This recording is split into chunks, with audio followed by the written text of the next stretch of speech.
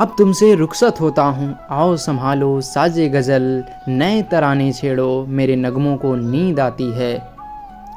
इन पंक्तियों के लेखक फिराक गोरखपुरी की गज़लों का आइए हम शब्दार्थ देखते हैं। हेलो दोस्तों, स्वागत है आप सभी का हिंदी ज्ञान माइंस में। नौरस गुंचे पंखुड़ियों की नाजुक गिरहे खोले हैं, या उड़ जाने को रंगो बू गुलशन में परतोले हैं। इन पंक्तियों के माध्यम से शायर प्रकृति की सौंदर्य का वर्णन कर रहा है। शायर कहते हैं कि नौरस गुंचे पंखुड़ियाँ यानी नए रस से भरी हुई, नई रस से भरी हुई फूलों की पंखुड़ियाँ अपनी नाजुक गुरहे मतलब अपनी नाजुक गांठें खोल रही हैं, या उड़ जाने को रंगो बू गुलशन पर तोले हैं, और उनके अंदर, उन कलियों के अंदर बंद रंग खुशबू भी अब बाग में उड़ने के लिए अपने पर को यानी पंख को फैला रही हैं। यानी बाग में नई नई कोमल कलियां खिल उठी हैं और उनके रंग और खुशबू पूरे बगीचे में फैल रही हैं, जिसके कारण से पूरा बगीचा महक उठा है। तारे आंखें झपकावे हैं, जर्रा जर्रा सोए हैं, तुम भी सुनो हो यारो, सब में सन्नाटे कुछ बोले हैं। तारे आंखें झपकावे हैं मतलब इसमें शायर जो है वो तारों से भरी हुई रात का वर्णन करते हुए कहता है कि तारे आंखें झपकावे हैं, मतलब कि तारे टिमटिमा रहे हैं, आसमान में हजारों तारे टिमटिमा रहे हैं और पृथ्वी का कण कण सोया हुआ है, जर्रा जर्रा सोए हुए हैं, यानी पृथ्वी का कण कण सोया हुआ है। तुम भी सुनो हो यारो, ऐसे में ये मेरे दोस्त तुम भी सुनो, सब में सन्नाटे कुछ बोले हैं। रात की यह शांति या खामोशी हमसे कुछ कहना चाहती हैं, तो मुझे ज़रा ध्यान से सुनने की कोशिश करो। हम हो या किस्मत हो हमारी, दोनों को ही एक काम मिला, किस्मत हमको रो लेवे हो, हम किस्मत को रो ले हैं। इनके माध्यम से शायर कहना चाहते, शायर यहाँ पर व्यंग कर रहा है उन लोगों पर जो बिना कर्म किए फल की इच्छा रखते हैं। शायर कहता है मुझे और मेरी किस्मत दोनों को एक ही काम मिला है, मैं किस्मत पर रोता हूँ और किस्मत मुझ पर रोती है, मुझको कोसती है। दरअसल शायर अपनी किस्मत को कोसते हुए कहता है कि उसे जो चाहिए वो उसकी किस्मत ने उसे कभी नहीं दिया, और उसकी किस्मत उसे कोसती है कि वो जो चाहता है उसको प्राप्त करने के लिए वो कभी मेहनत ही नहीं करता, वो उतना कर्म करता ही नहीं। इसलिए किस्मत और शायर दोनों एक दूसरे को कोसते हैं, एक दूसरे को कोस कर अपने दर्द बयां करते हैं, दोनों रोते हैं। जो मुझको बदनाम करे काश वो इतना सोच सके, मेरा पर्दा खोले हैं या अपना पर्दा खोले हैं। इन पंक्तियों के माध्यम से शायर उन लोगों पर कटाक्ष करता है, उन लोगों पर व्यंग करता है जो अपनी कमियों को देखे बगैर, जो अपनी कमियों पर तो ध्यान नहीं देते पर सदा ही दूसरों की कमियों पर, सदा ही दूसरों की बुराई करते रहते हैं, सदा ही दूसरों की कमियां बताते रहते हैं। शायर उन लोगों से कहता है कि वो तो ये समझ नहीं, उन लोगों को कहता है कि वो तो समझ ही नहीं पाते हैं कि वो मेरी बुराई नहीं कर रहे हैं, बल्कि वो अपना बुरा खुद कर रहे हैं। शायर कहता है वो लोग जो दुनिया वालों के सामने मेरी बुराई कर मुझे बदनाम करने की कोशिश कर रहे हैं, असल में वो अपना असली रूप दुनिया को दिखा रहे हैं, क्योंकि वो जिनके सामने मेरी बुराई कर रहे हैं एक दिन वो उन्हीं की बुराई किसी और के सामने करेंगे। वे कीमत भी अदा करें हैं हम बदुरुस्ती ए होशो हवास, तेरा सौदा करने वाले दीवाना भी होले हैं।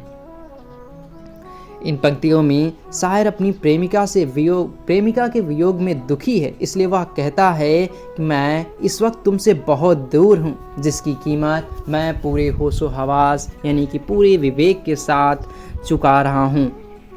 अर्थात शायर अपनी प्रिया के वियोग से दुखी है और आंसू बहा करके अपने प्रेम की कीमत अदा कर रहा है। शायर आगे कहते हैं कि तुमसे अथाह प्रेम करने वाले लोग पागल भी हो जाते हैं, यानी प्रेम में अक्सर लोग अपनी सुध बुध खो देते हैं और दीवाना हो जाते हैं, इसलिए अथाह प्रेम करने वालों को लोग पागल भी कहते हैं। तेरे गम का पासे अदब है कुछ दुनिया का ख्याल भी है, सबसे छिपा के दर्द के मारे चुपके चुपके रोले हैं। इन पंक्तियों में शायर अपनी प्रेमिका से दूर है, इसलिए वो कहते हैं तुमसे बिछड़ने का मुझे अथाह दुख है, फिर भी मैं इस दुख का सम्मान करता हूँ और मुझे इस दुनिया का भी ख्याल है।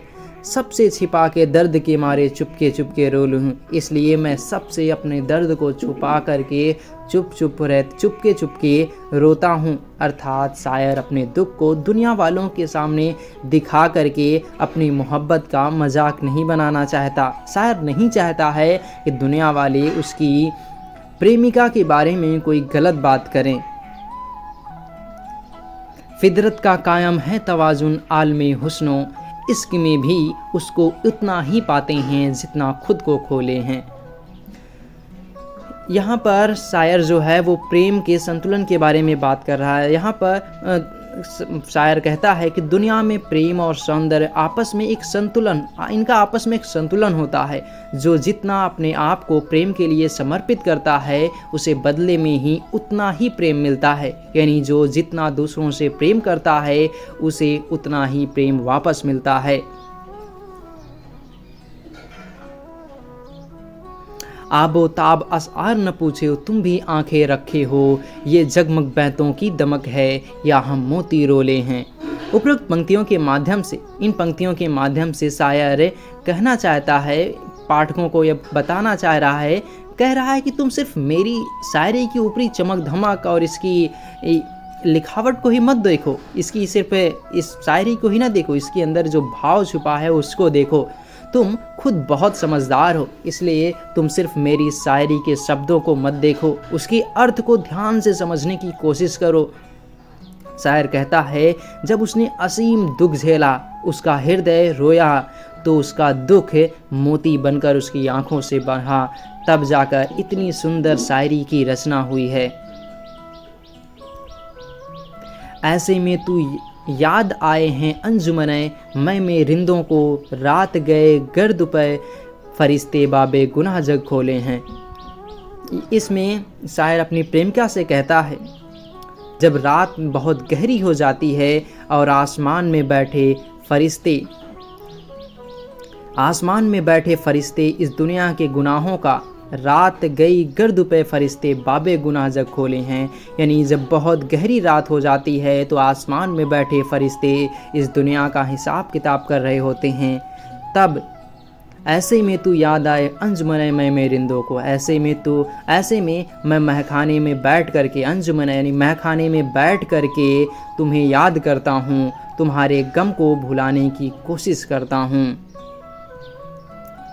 सदके फिराक एजाज सुखन के कैसे उड़ा ली ये आवाज़, इन गज़लों के पर्दों में तो मीर की गज़लें बोले हैं।